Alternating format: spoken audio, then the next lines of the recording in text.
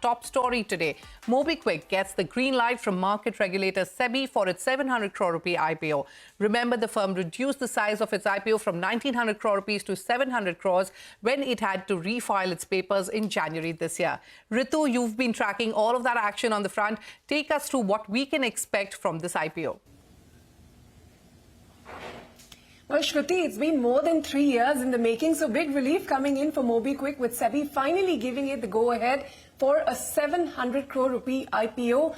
The face value, like you said, about 2 rupees per share. It's entirely a fresh issue of equity shares, and there will be no offer for sale component, which means that no existing investors will be selling any stake in this IPO. Now, keep in mind, Mobikwik had first filed its IPO papers in July of 2021, but those plans were shelved because of unsuitable market conditions, especially in the wake of what we saw with the Paytm IPO, and thereafter, it had refiled its papers with Sebi in January of this year, reducing the IPO size by 63% from 1900 crores to 700 crores. Now, keep in mind, the company says it will also consider a pre-IPO placement through the issue of shares of about 140 crore rupees. If that is completed, then the fresh issue will be reduced by the amount of 140 crores. SBI Capital Markets, DAM Capital Advisors are the book-running lead managers for this IPO, and the key shareholders in this case are Bajaj Finance, Abu Dhabi Investment Authority and American Express, among others.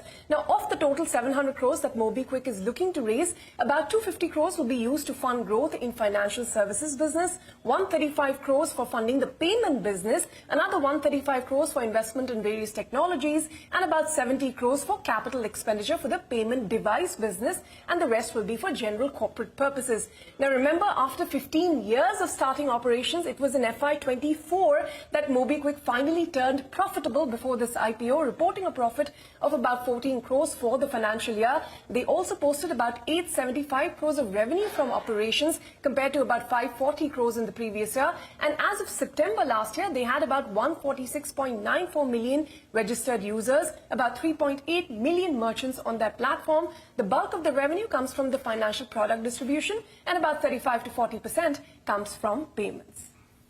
All right, Ritu, thank you so much for taking us through those plans for Mobikwik and what they plan to do with their IPO. But